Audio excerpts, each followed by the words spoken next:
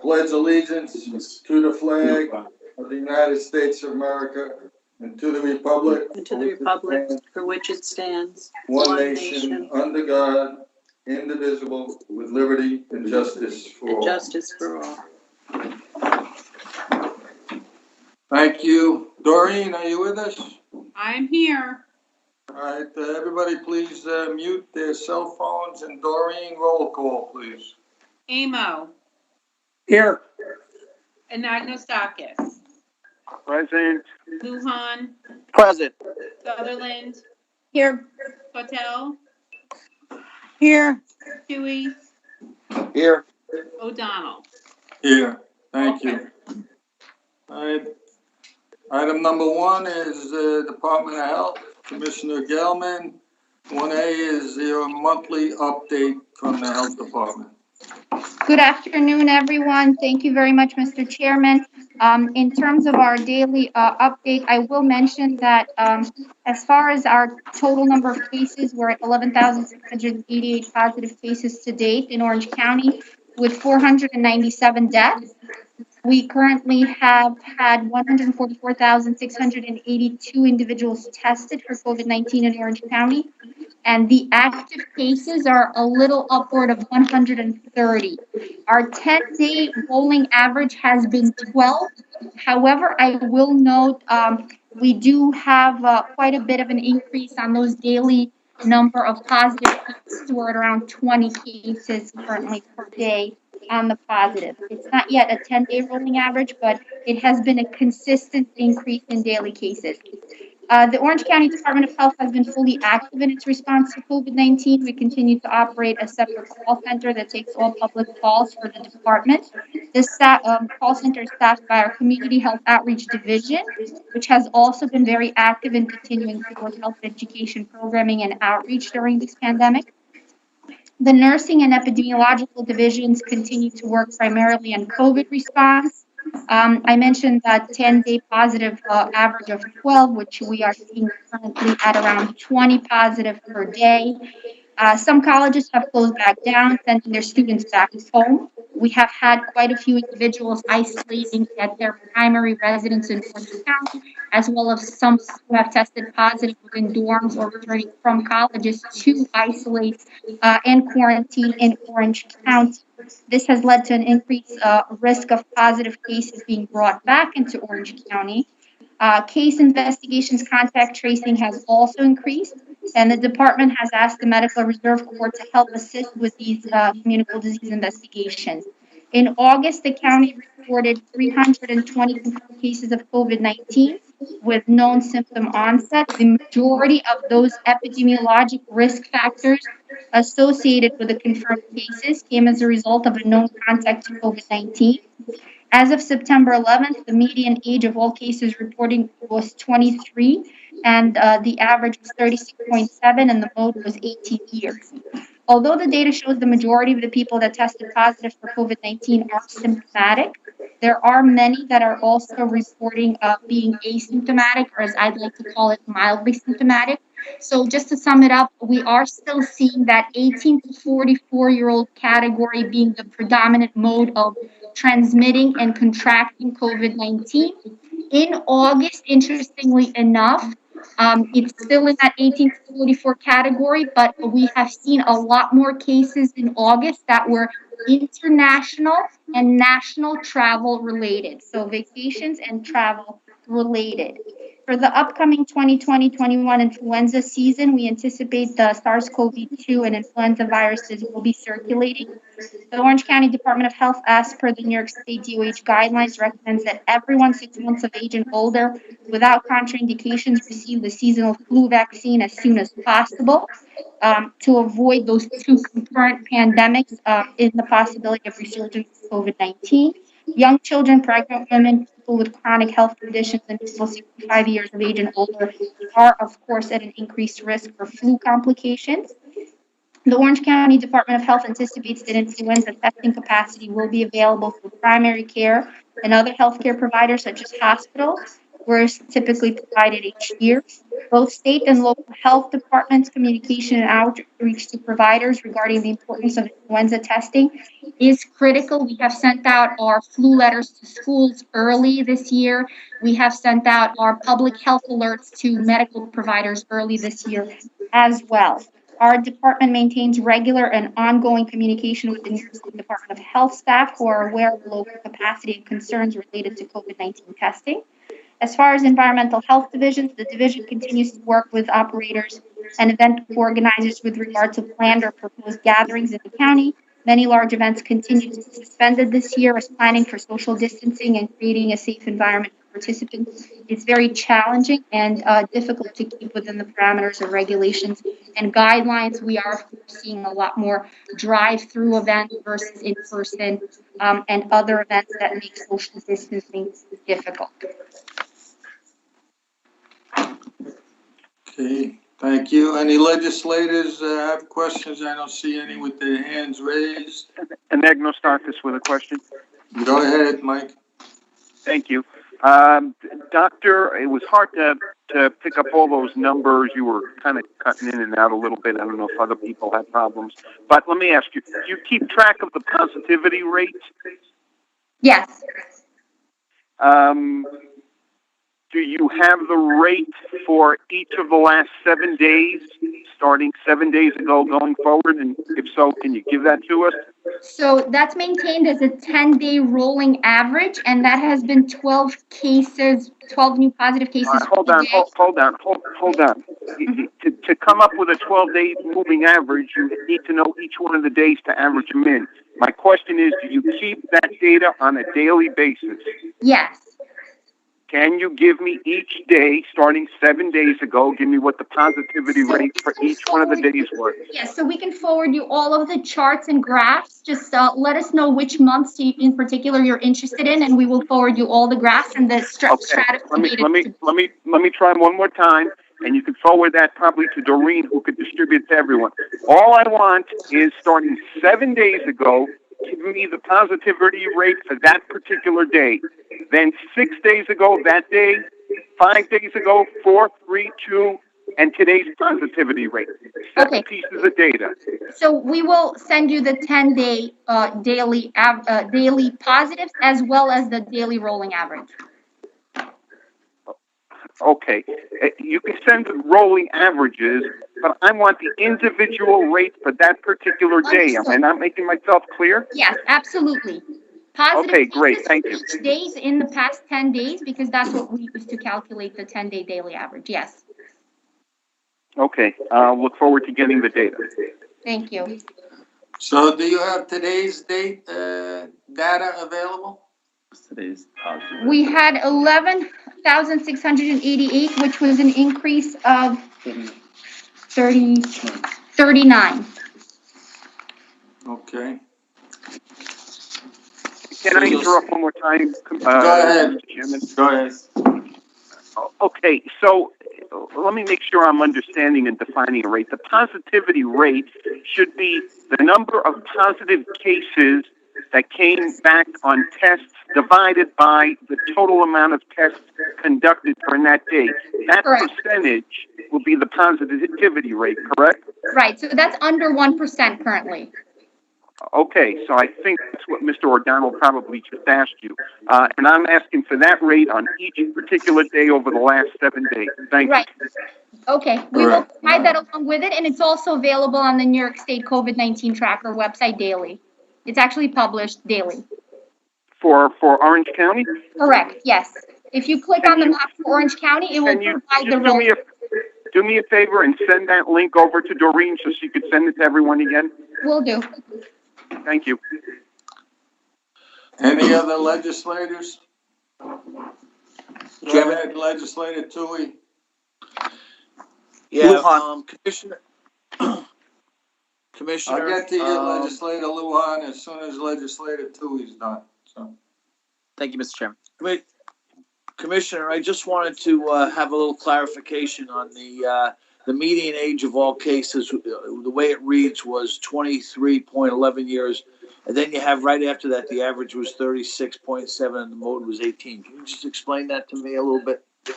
Yes, so in explaining the actual trend, so we group it in the 18 to 44 category.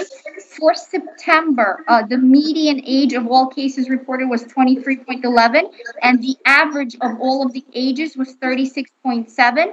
The mode, median, and average obviously being different numbers.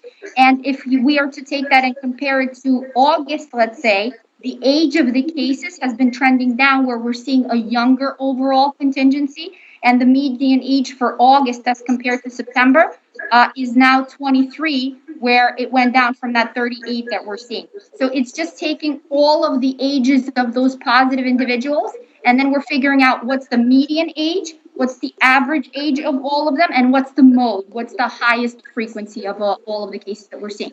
So that's just a way that we stratify the data, meaning what's the age that we're seeing more frequently, what's the average age of all of the positive cases, and which one is the median, which is found right kind of in the middle of the data set.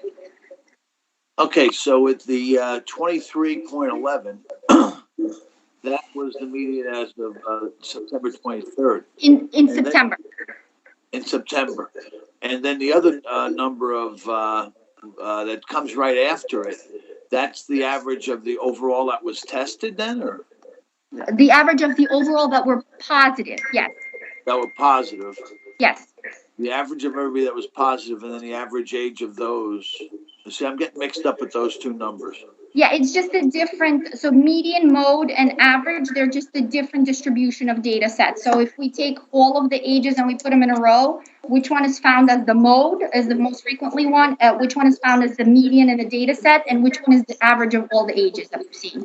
Well, okay. If we divide kind of the total age by the number of people. And the bottom line is that it's going down. It's getting yes, younger we're and seeing younger. a younger cohort, yes, absolutely. Yeah. Okay. Thank you. Thank you. Legislator Lujan? Thank you, Mr. Chairman. So it's really a two-part question. One is specifically to those numbers of the younger populations. The second is in regards to just general about mask wearing. So the first part is do we expect that the reason why that we're seeing younger is it because people are going back to school? Is it because people are becoming more lax about mask wearing or getting in groups? I just kind of want to have a general idea if that's kind of what we're seeing across the country as well as a trend.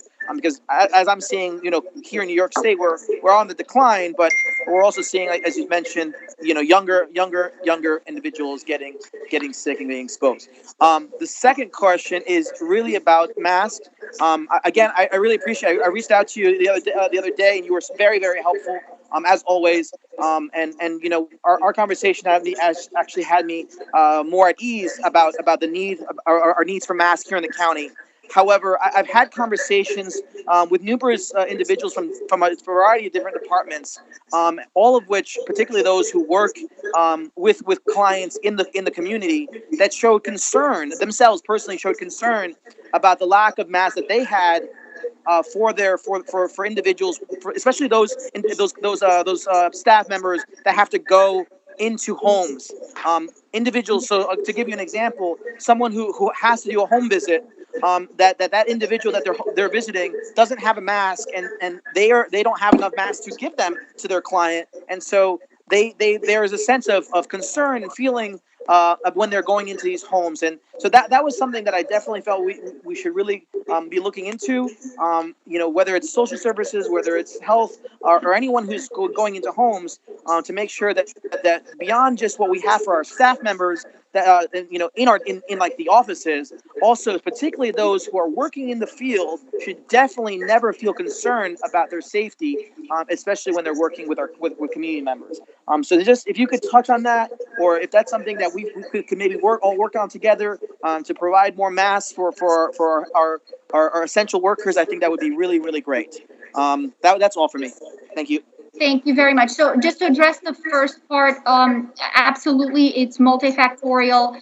Clearly, with colleges being back in session and the increase in testing and mandatory testing for a lot of the institutions prior to returning back on campus and in the dormitory setting, that has contributed somewhat to that increase. However, that 18 to 44 cohort has been steadily seen as the transmission and contracting COVID-19 across the board. So they have been the vector all along, because even if we are to look at the data from day one up until today, and you're absolutely right in stating that this is consistent with statewide and nationwide data, where 18 to 44 has truly been the catalyst for that continued transmission. So that's absolutely correct. And partially maybe because they happen to be risk adverse to begin with as the 18 to 44 younger cohort. But what I will mention, which is maybe a bit more counterintuitive, is the fact that despite currently seeing a trend for that younger cohort sort of being the predominant mode of transmission, and also being the predominant number responsible for the new positive cases, despite having a cohort that's overall younger currently, our complication and hospitalization rate has not changed. So since the beginning, we have had the 13 to 15% rate of complication and hospitalization, again, locally, statewide, nationally. It has been fairly consistent. But despite having now a younger overall cohort of new positive cases, of the smaller, be it a much smaller total number of currently active cases, and those total cases being a lot younger overall, we're still consistently seeing that 13 to 15% rate of complications and hospitalizations. So I thought that was quite interesting. At least it's an interesting phenomenon on our part statistically, because that tends to be a little more counterintuitive than we would anticipate. So that's the first portion. The secondary with the masks, clearly, it's absolutely imperative for any individual to make sure that they, when they are going out into the field, to make sure that individuals are wearing masks both on the visiting side and on the resident side of things. So we can definitely discuss that and explore that further, because of course, safety first. Dr. Gelman, quick, just a follow up for the youth portion. Is it possible, and again, I might be grasping at straws here, could it be, for example, that because of, it's not hitting them as hard as it might be an older population, that they're not choosing to go to the hospitals? Or could it also be that some of those areas of, there are individuals, particularly our younger generation, often don't have health insurance. They just simply don't invest in it, and that because of that added cost, they are choosing to stay at home, and that could be a factor for why your numbers are lower for youth in terms of hospitalizations. Well, individuals 18 to 44 happen to be risk adverse to begin with, not just with COVID, with a lot of other issues that vaping, smoking, everything else. So, and as you mentioned, it is multifactorial, but ironically enough, they are not seeing a lower hospitalization rate. That hospitalization rate, as I mentioned, has been fairly consistent even in the younger cohort.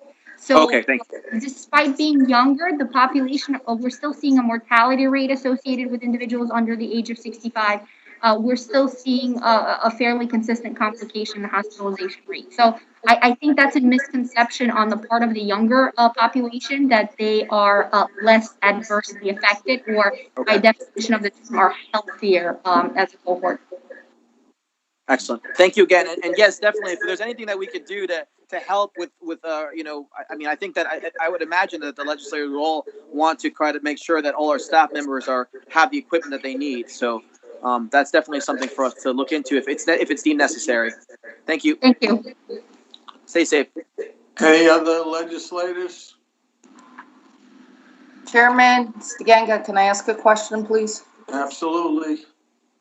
Commissioner Gelman, I know you just kind of answered this a little bit, but how many of our 18 to 23, 24 are being tested because they're showing symptoms versus they're being tested because they may have come into contact with other people because of schools and all those activities being open? So of the positive cohort, we're sort of working backwards with communicable disease investigations, but of the individuals who test positive, majority of them have come into contact with a COVID-19 positive individual. That's really the route of exposure. So the mode of transmission predominantly is still coming into direct contact with the COVID-19 positive individual, whether in household or otherwise. And in terms of being tested, for the most part, individuals that are tested and are testing positive are symptomatic. So I don't know if that helps or not, but at least that's what our data shows in terms of communicable disease investigation. I don't know if that answers your question. I think it sort of does. I just, like, I know a lot of the kids are being tested at all the schools where they're not actually showing any signs of any illness, and they're showing up positive whether they've shown signs or not. So I was kind of trying to figure out how many of those kids that are now being tested because they've gone back to school or they're involved in some activity where they're mandatory to be tested, how many of them are actually showing symptoms versus being positive without symptoms. So majority that we are seeing as positive locally are symptomatic and are coming in contact with COVID-19 positive individuals. But let me just clarify one point. Majority of the individuals that are not reporting actual symptoms as we would imagine them to be, so an individual being actually actively symptomatic and quite ill, for the most part, a lot of the symptoms that we are coming across are fairly mild in nature. And the sequelae of the disease at times, especially initially when you're carrying the highest viral load, happens to be fairly mild in younger individuals. So a lot of individuals simply don't remember 2 weeks ago if they've had a headache, if they've had any mild symptomatology. So it's not that they were entirely asymptomatic. It's just that they don't necessarily equate that headache with COVID-19. So it's not necessarily being entirely asymptomatic, first of all. Second of all, don't forget one factor also. With COVID-19, as I mentioned previously, unlike SARS, its closely related cousin, you can say, COVID-19 happens to be most contagious at the beginning of the disease, unlike SARS that happens to become more and more contagious with the progression of the disease, so day 2, 3, 4, 5.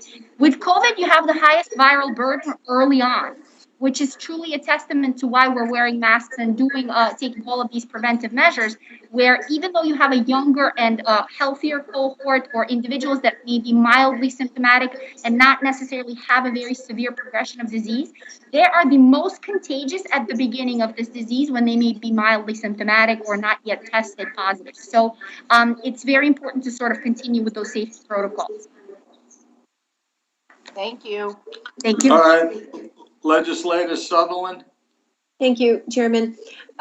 So I found with my own son's school that they had started pool testing, and that was really when they saw the numbers skyrocket and shut everything down, and he had to come home and we had him tested, and, luckily he was negative.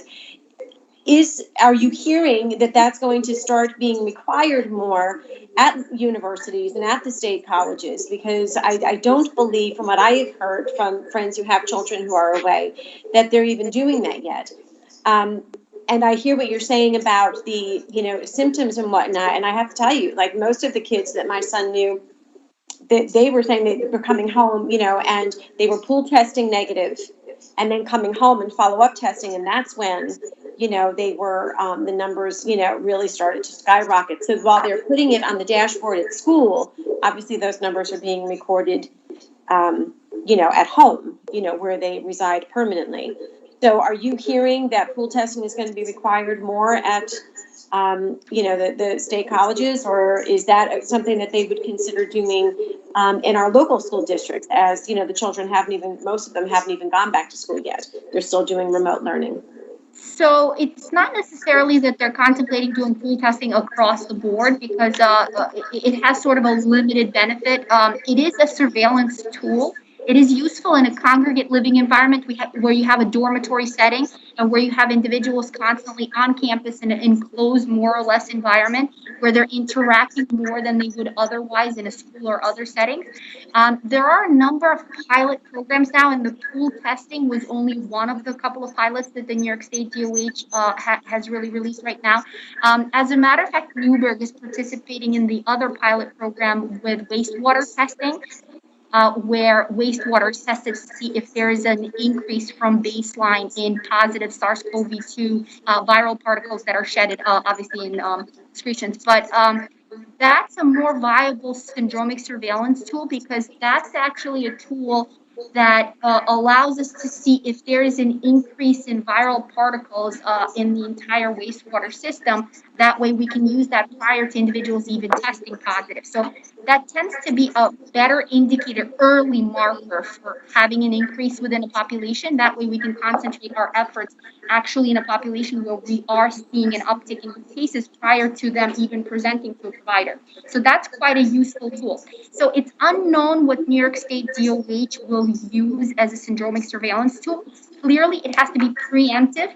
The real issue here is that you want to prevent and you want to kind of get ahead of the curve. And obviously, with this wastewater surveillance project, it's actually a tool where prior to even testing an individual, and as you've mentioned, if those individuals are exposed, that 2 to 14-day incubation period, it's a very lengthy incubation period where in that pool testing immediately where individuals just presented, let's say when a college reopened, individuals may have tested negative in mass, but then as you're seeing that initial propagation of disease and that initial exposure, within that 14-day incubation phase, they can test positive at any time once they actually viably incubated it, which is exactly responsible for the phenomenon that you're describing. They tested negative within that pool system, but then when they're returning home, they were exposed and they've incubated the virus upon returning within that 14-day period of time.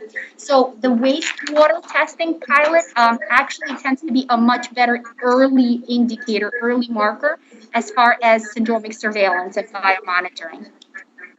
So is there consideration for that with elementary schools, high schools, middle schools? Well, as far as pool testing, not at this point, no, because it's quite a different environment and entirely different climate than a dormitory setting where you're actually viably able to isolate those individuals upon testing. That's not something that has been considered for schools just as yet. Okay, But thank you. the wastewater surveillance, that's a little more reasonable as far as regionalizing it.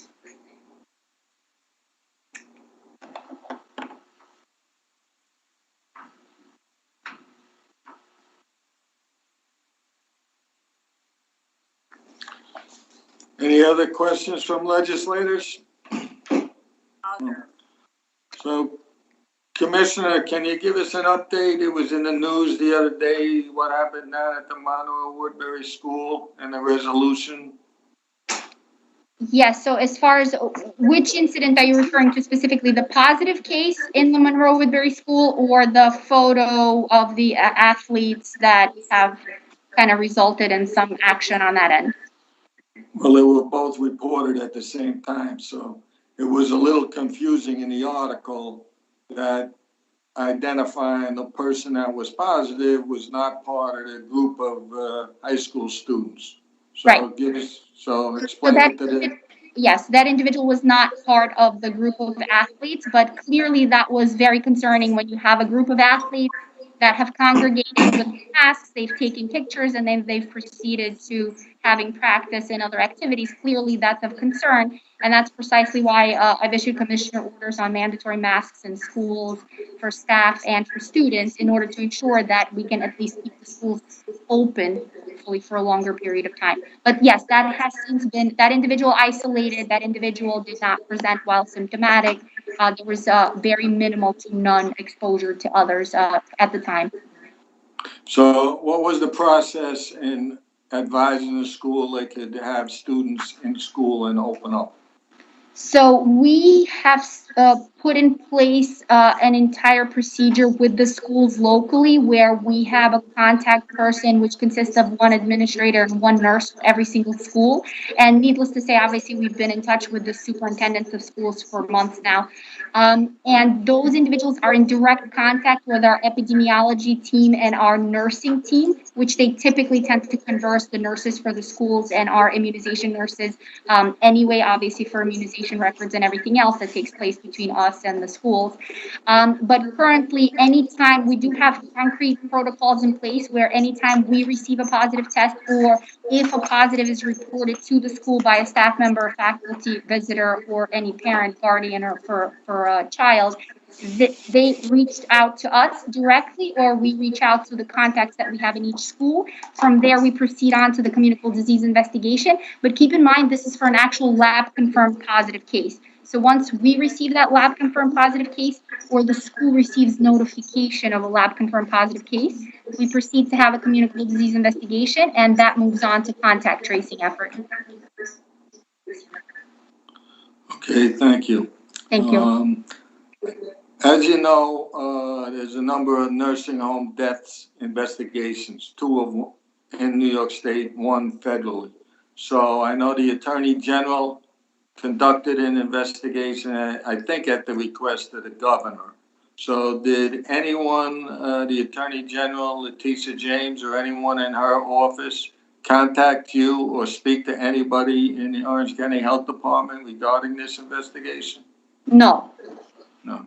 And then Senator Skoufis, who's the chairman of the investigative committee, is in the middle of conducting an investigation. I don't know how long it'll take, but it seems to be dragging out. Has anybody from his investigative team reached out to you or any member of the health department of Orange County? No.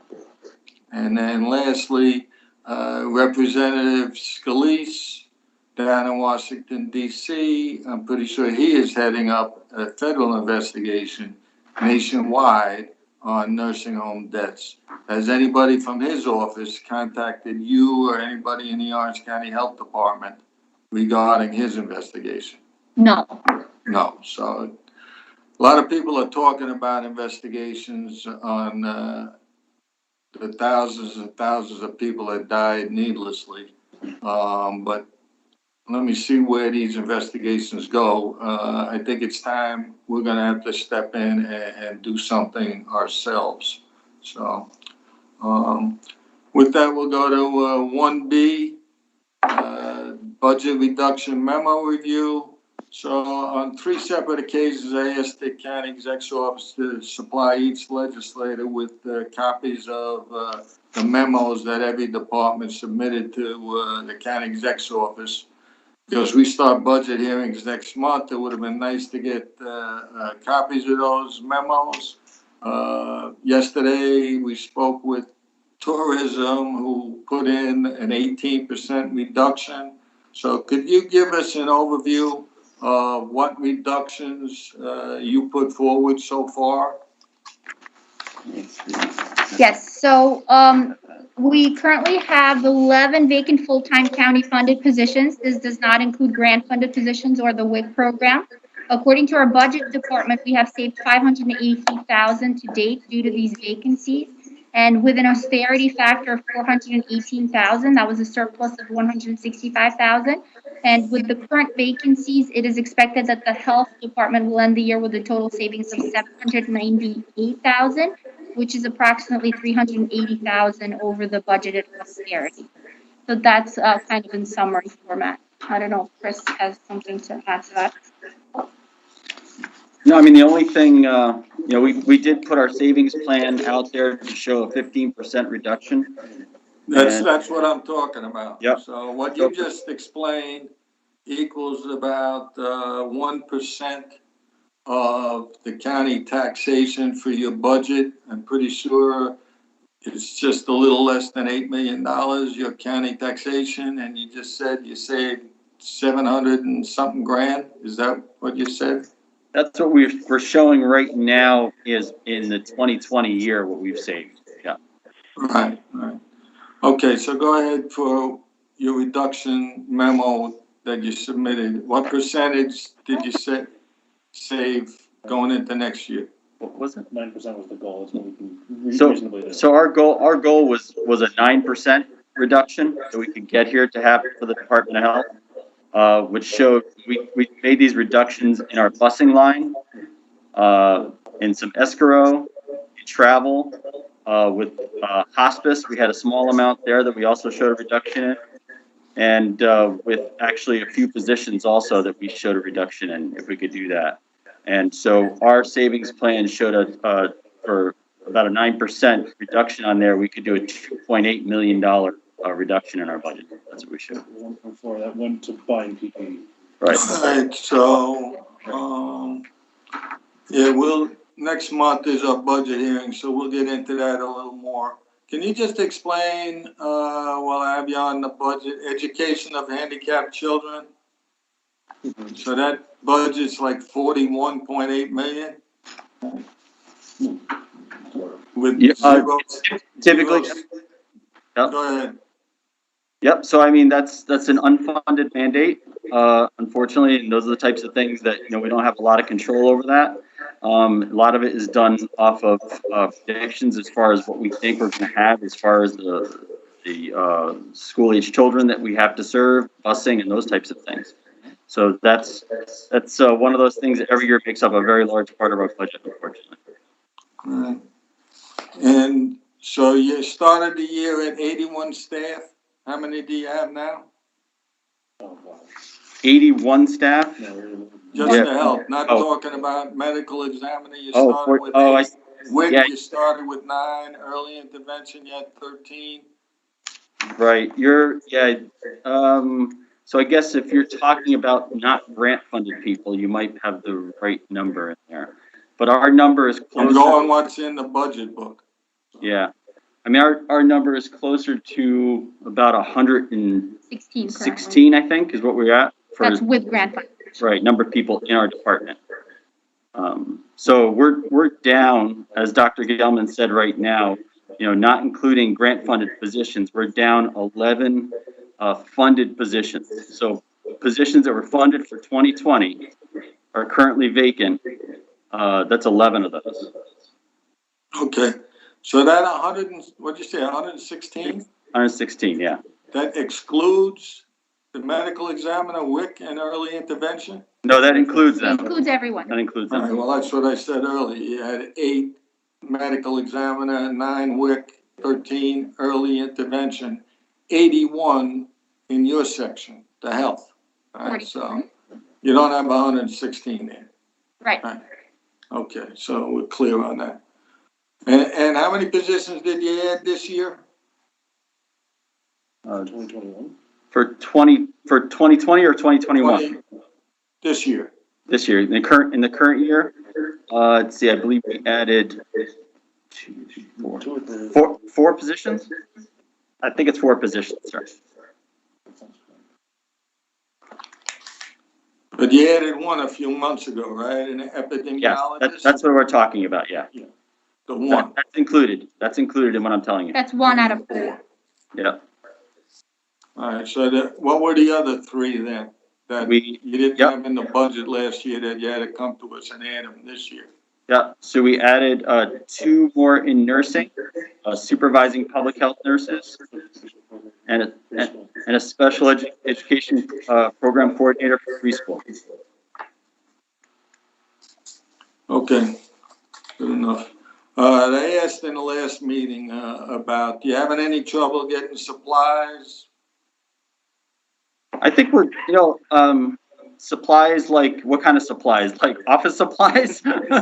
Whatever supplies you need to do your job properly to take care of everybody. No, I think we're doing fine on supply end. I mean, we're trying to keep ahead of obviously the PPE supply, looking into the future, and making sure we have enough stockpile in that, not knowing what's going to happen around the corner. But I think I haven't heard any of my divisions saying that they can't get paper or they can't get pens. I mean, if that's what you're talking about, they seem like they're doing that. Okay, any legislators have any other questions on item 1B? Who's that?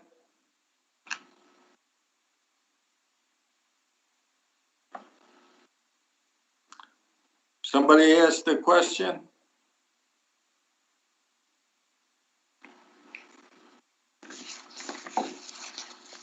I don't see anyone's hand raised, Jimmy. Okay, thanks. We'll go to 1C. It's a request to accept funds from the New York State Department of Health for the Children and Youth with Special Healthcare Needs program for a 5-year period effective 10/1/2020 through 9/30/2025, and to appropriate year 1 funds of $66,000. Legislative request number 146. Do I have a motion? Lujan, so So moved. moved. Legislator Lujan, do I have a second? Sutherland Tortel. Legislator Tortel, thank you. Go ahead, Commissioner. Thank you very much, Mr. Chairman. The Children and Youth with Special Healthcare Needs Program offers support to the program and their families by providing timely and appropriate information and referrals to insurance, health services, community resources to address their identified needs. The program is available to families with children and youth ages 0 to 21 who have a chronic physical, developmental, behavioral, or emotional condition and may require health-related services. The program activities will be determined by the needs identified by families, as well as via participation in meetings with agencies, healthcare providers, coalitions, and advisory boards to identify barriers and new resources available to families. We typically work with families, youth, and young adults with special healthcare needs to assist them in obtaining needed resources and services and supports for successful transition in all aspects of adult life. That's just kind of an oversight of the program. Okay, any questions from legislators? Hearing none, all in favor? Aye. Opposed? Carried. Thank you, Commissioner. Thank you very much, Mr. Chairman. Item number 2, Commissioner Darcy Miller, with the monthly update of the Department of Mental Health.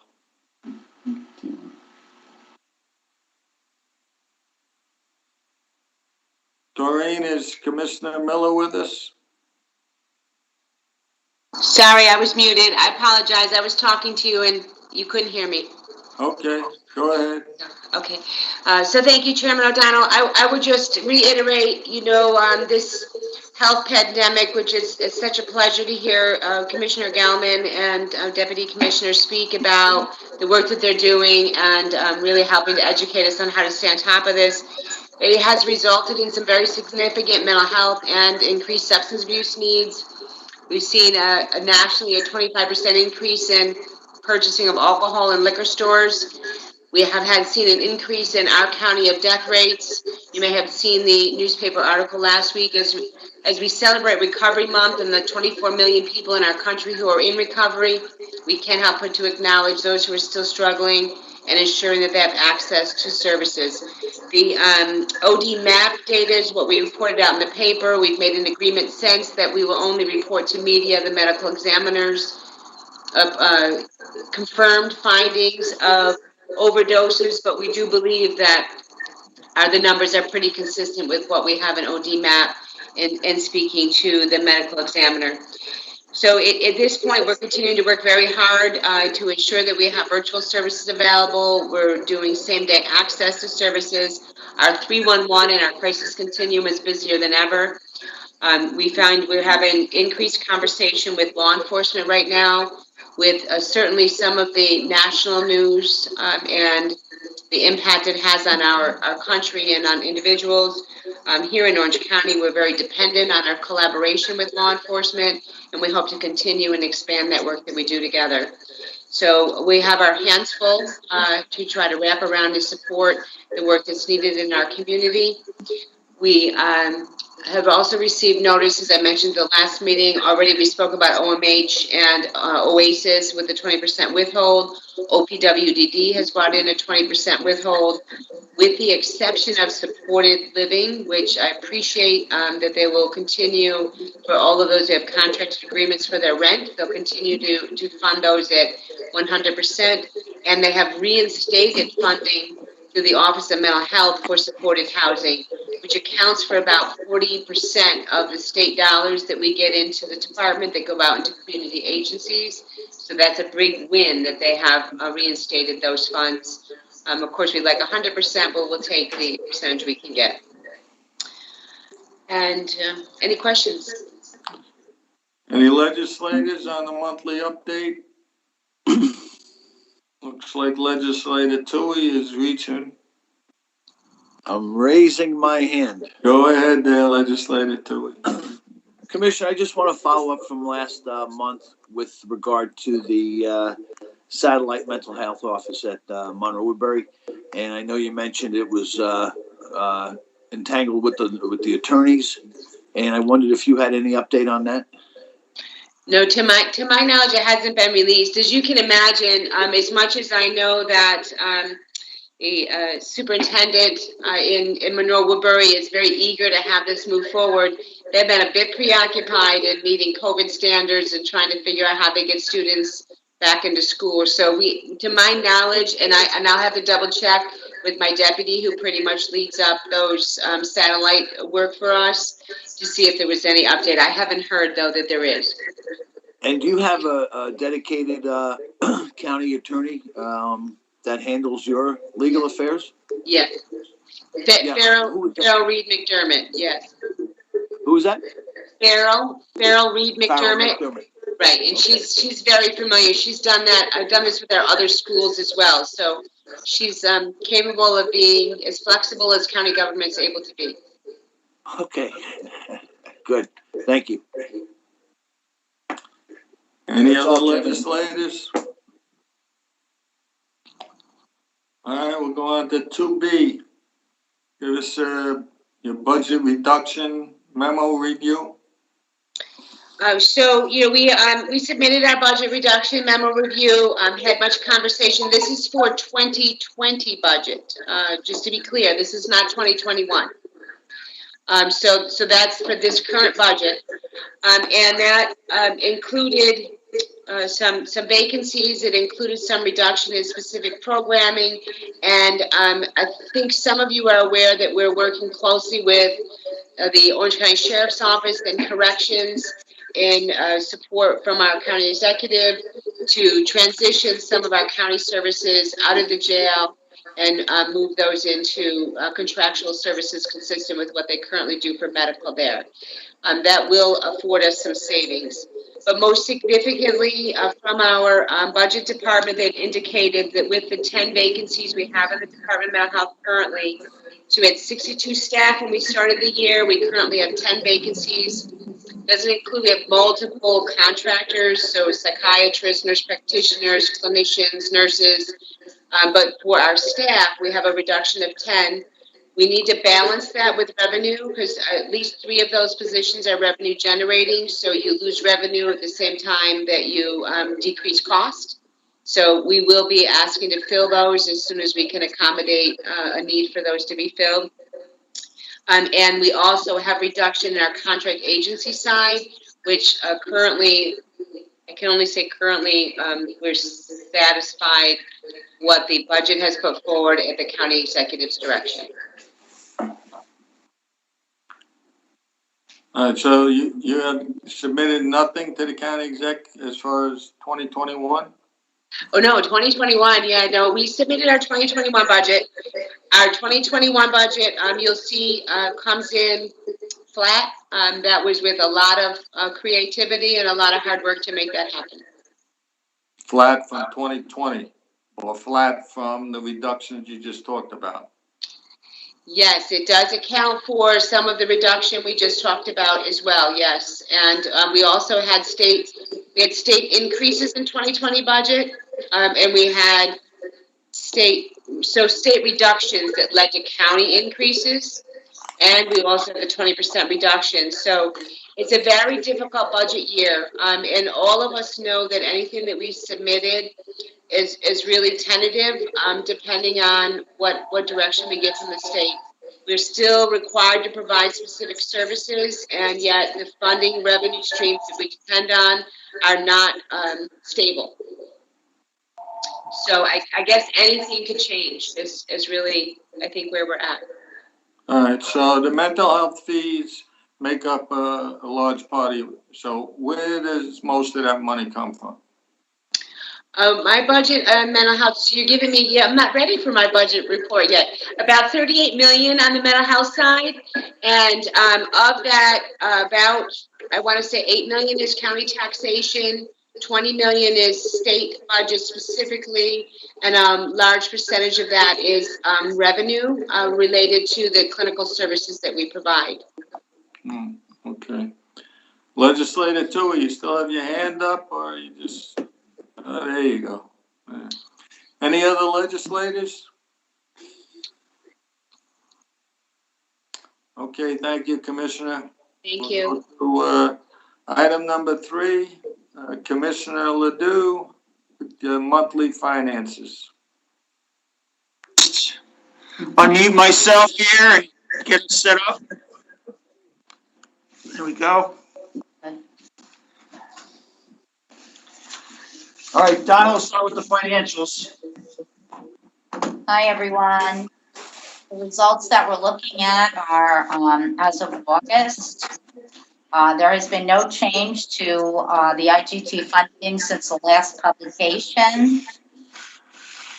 Appropriated surplus, that's the offsetting revenue, the 1.581 for the county charge that will post at year end. The emergency disaster funding came to us through the CARES Act related to COVID-19. We received just under 1.9 million, and other revenues are coming in at 24.6 million. Personal services, $15 million in expense so far. Equipment, 132,000. Contractual, we have earmarked for expenditure 6.2 million. We've also expensed just under 8 million through the end of August. Employee benefits are coming in just under 12 million. And we have a small amount of serial bond interest debt that we paid totaling 118,628. Our overtime expense year to date through the end of August is coming in at 1.3,066,634.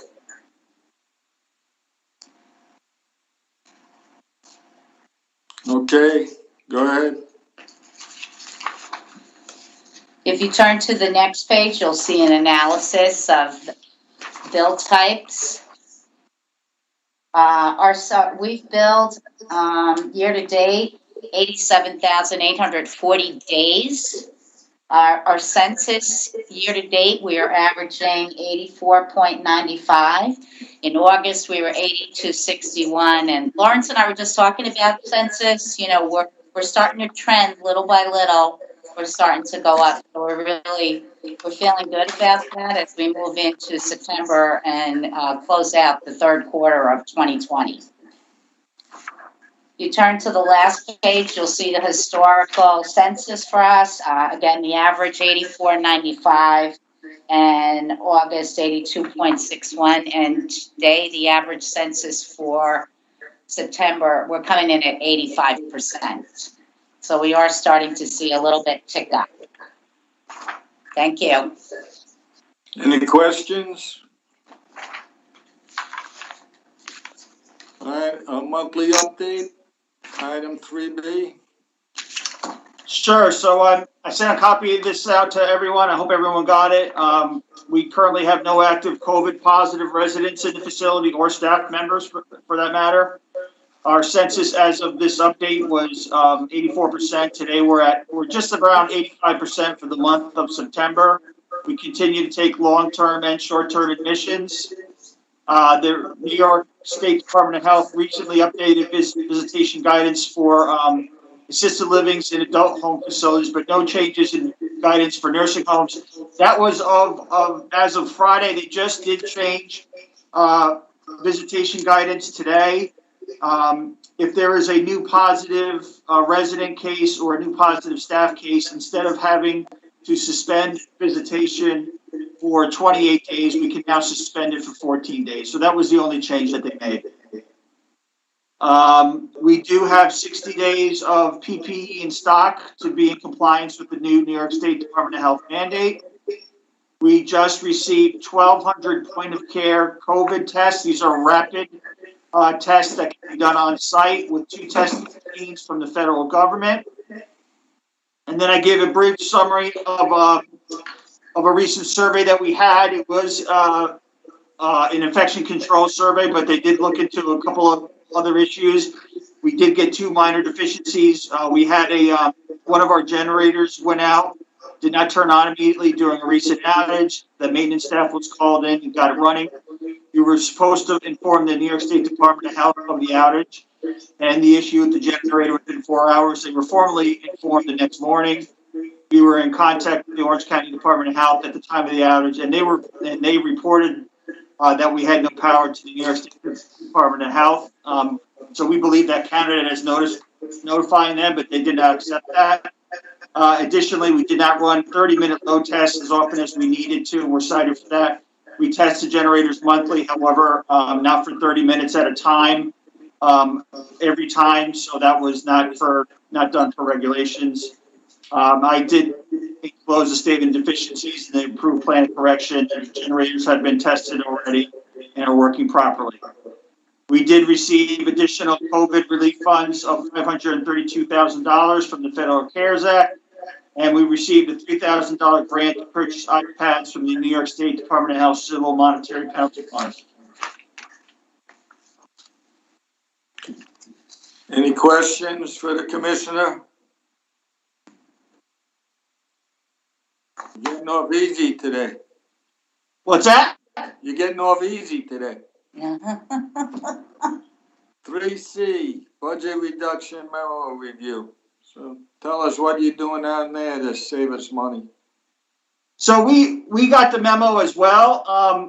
A 15% reduction for Valley View would mean $8 million, which really is not achievable. So we are consistently looking at overtime and assessing any new openings that come up to see if they need to be filled. Unfortunately, this year with COVID, we did have increased expenses because we needed to keep a 60-day stockpile of supplies. So some of our expenses did increase. We did submit our 2021 budget. It's a very lean budget. We believe it's very realistic. We had to reduce our census number in our 2021 budget based on our current census. So it's every year that I've been here, we have submitted a very what I call legitimate budget with no fluff, very lean, very mean, and we continue to do that annually. Okay. Any questions from legislators? How are you doing with supplies out there? Knock on wood, we're good. You know, we had to have that 60-day supply of PPE on hand. We had most of it. We probably had about maybe a 30 or 40-day supply. We kind of had to buy some additional supplies, but we're good now. We've learned a lot of lessons from the first wave of COVID, and we're hoping that there isn't a second wave. But if there is, we are prepared. We believe we're more prepared than the first wave, and we'll take it as it comes. Okay, thank you. You heard me ask the Commissioner of Health about the nursing home death investigations that were conducted and are ongoing. So I'll ask you the same questions. Has anybody from the AG's office, Letitia James or any of her staff, called you regarding their investigation? We were contacted early on in the COVID, in the early months from the AG's office, just about the procedures that we were doing and everything, and we never heard back from them. And I think that was protocol across the board. I think they were touching base with every nursing home. So I haven't heard a word since then, and this was months ago.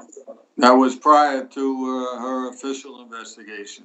Correct, I believe so, yeah. Right. And Senator Skoufis, have you heard anything from anybody on his staff or him, to anybody there? No, our medical director did submit to him a statement of how, what happened at Valley View. I think there was a story in the Times Herald Record that kind of surmised what she said probably about a month ago now, or a couple weeks ago now. But that's really it.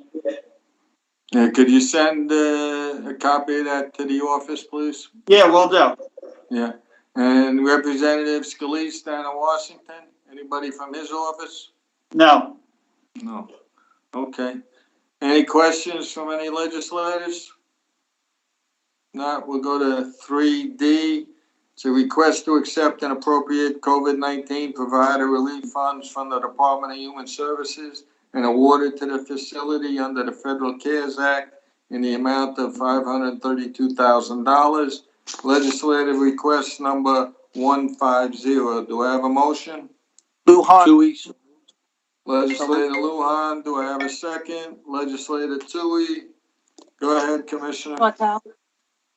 Yeah, you pretty much said it all. we're asking you to accept and appropriate this money that we received as stimulus money from the CARES Act. Any questions?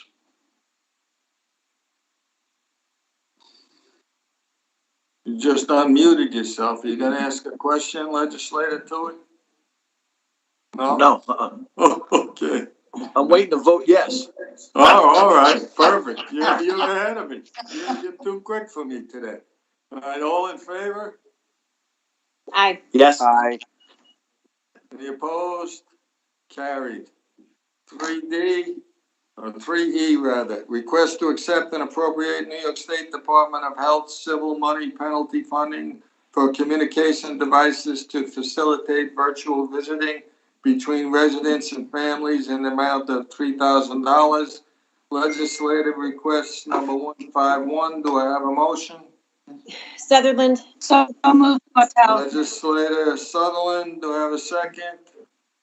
Legislator Tortel. Go ahead, Commissioner. So this is a grant that we applied for. With this money, we're going to purchase 12 iPads. So the residents have a bigger screen to see their family members on when they FaceTime with them. Okay, And to also use for telehealth visits. all right. Any questions? All in favor? Aye. Aye. Any opposed? Carried. Thank you, Commissioner. Appreciate Can I it. add one more thing? Sure. Just so everybody knows, the Department of Health and Human Services approved an additional $2 billion for healthcare facilities for the remainder of the year. And the additional funding is going to be based on the facility's COVID infection rate and mortality rate. So it's going to be the better rate that you have. Like, for instance, now we don't have any COVID, which is good. So we're anticipating to see additional dollars within the next coming months, as long as our COVID rate is low. So I figured I'd let you know that as well. Good, good. Thank you. You're welcome. All right, thanks.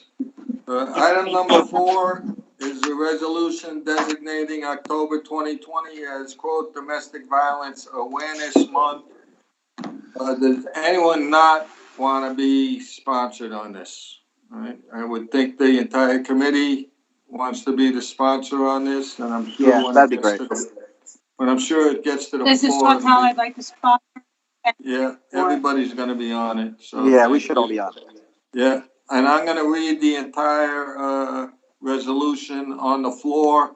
So Doreen, I'll just have you put it into the minutes as read, so. Okay.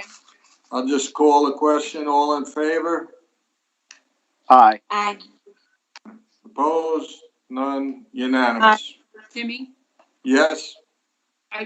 I don't believe, did we get a, motion up for a second? Motion in a second? I think everybody motioned, so, all right, Okay. I move, Tortel. Second. Sutherland and Tortel, all right?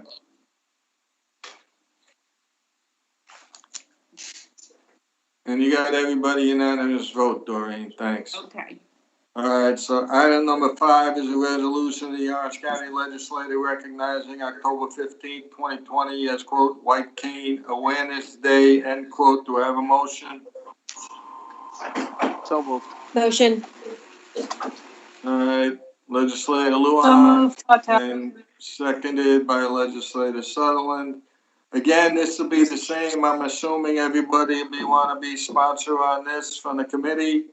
And I'm sure on the Please. floor, it will be unanimous. So with that, I'll read the entire resolution on the floor when it comes. And just put it into the minutes, Doreen, please. Okay. All in favor? Aye. Aye. Unanimous. And motion to adjourn. So moved. Lujan. Thank you. Thank you all. So Appreciate moved, it. Tortel. Thank you. Thank you, All Mr. right. Chairman. Thank you, everyone. Take care, everybody. Stay well.